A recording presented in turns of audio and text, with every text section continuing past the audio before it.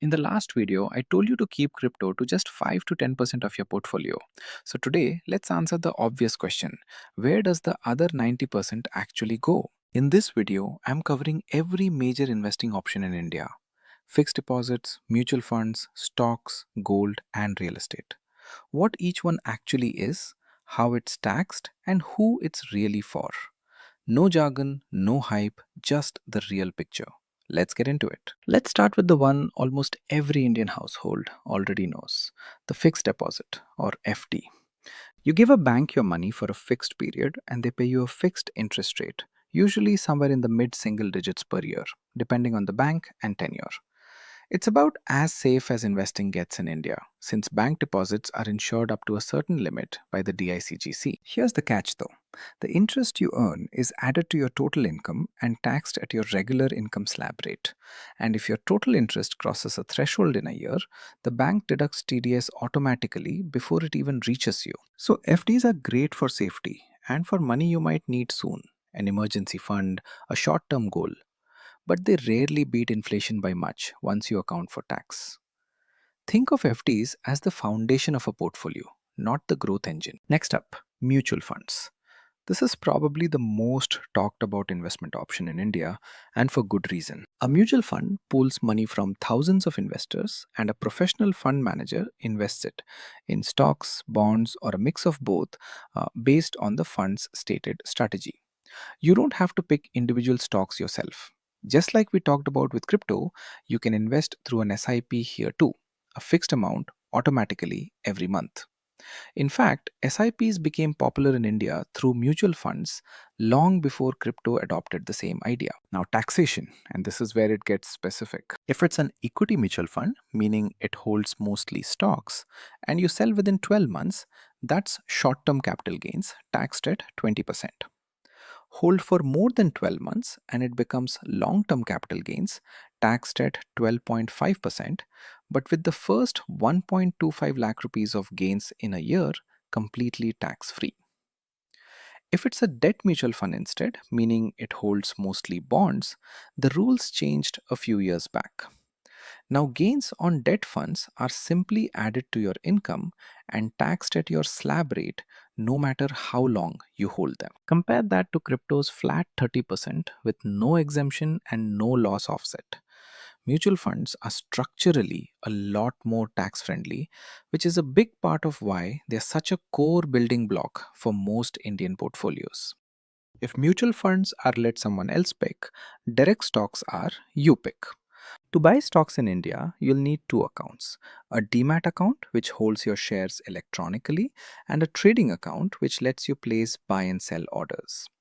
Most banks and broker apps set both up together these days. The tax treatment is actually identical to equity mutual funds, 20% if you sell within 12 months, 12.5% above that with the same 1.25 lakh exemption. The real difference isn't tax, it's effort. With stocks, you're responsible for researching individual companies, tracking their performance, and deciding when to buy or sell. It can offer higher control and potentially higher returns, but it also demands real time and knowledge. If you're not ready to research individual companies, that's exactly what mutual funds exist to solve. Gold has been the default Indian investment for generations, but how you hold it actually matters a lot now. Physical gold, jewelry, or coins comes with making charges, purity concerns, and storage risk. It's cultural, but it's the least efficient way to invest in gold purely as an asset. Digital gold, offered through several apps and platforms, lets you buy small amounts of gold that's held in a vault on your behalf. Convenient, but do check the platform's credibility and storage guarantees. Gold ETFs and gold mutual funds are the most portfolio friendly option. They trade like a stock or fund, track the price of gold, and skip the storage and purity issues entirely. One quick important update: sovereign gold bonds, which used to be a popular tax efficient way to hold gold, are no longer being issued by the government. If you already hold some from an older tranche, they are still valid until maturity. But if you are starting fresh today, Gold ETFs or gold mutual funds are your realistic entry point. As for taxation, gold now follows the same long term capital gains rules as most other assets, 12.5% after the applicable holding period, though without the 1.25 lakh exemption that equity gets. Last up, real estate, the biggest ticket item on this list. Buying property in India typically means a large upfront amount, a home loan, and ongoing costs like registration, stamp duty, maintenance, and property tax. It's also a lot less liquid than everything else we have covered. You can't sell a portion of your house next week if you suddenly need cash, the way you could sell a few mutual fund units. That said, real estate has been a traditional wealth builder in India for good reason. It can appreciate significantly over long periods and it can generate rental income along the way. But it demands serious capital, patience, and usually a lot more research into location and legal paperwork than any option we've discussed so far. Now, if that large upfront cost is putting you off, there's actually a lower capital way in, REITs or real estate investment trusts. Think of it like a mutual fund, but for property. A REIT owns large commercial buildings, malls, office parks, and you can buy a small unit of it on the stock exchange for a few hundred rupees, then earn a share of the rental income as regular payouts. You don't get to live in it, and it's really commercial real estate, not residential. But it solves the I don't have crores problem if you still want some property exposure. Direct property ownership is less of a beginner's first investment and more of a long term goal you build toward. REITs are the more accessible middle ground if you want a taste of real estate sooner. So let's bring this back to where we started. Crypto isn't a replacement for any of these. It's a small optional slice on top of a portfolio that's already doing the heavy lifting elsewhere. A rough common sense shape might look like this: FDs and debt for safety and short term needs, mutual funds and stocks for long term growth, gold as a hedge, real estate as a long term goal if it fits your life stage, and crypto, if you want it at all, capped at that 5 to 10% we talked about last time. None of this is a one size fits all formula.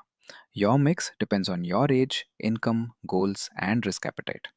But hopefully, you now have a clearer picture of what's actually out there instead of just crypto being the only investing word you've heard on the internet lately. Here's the whole picture in one table: risk, liquidity, meaning how quickly you can turn it into cash, and the typical tax treatment for each.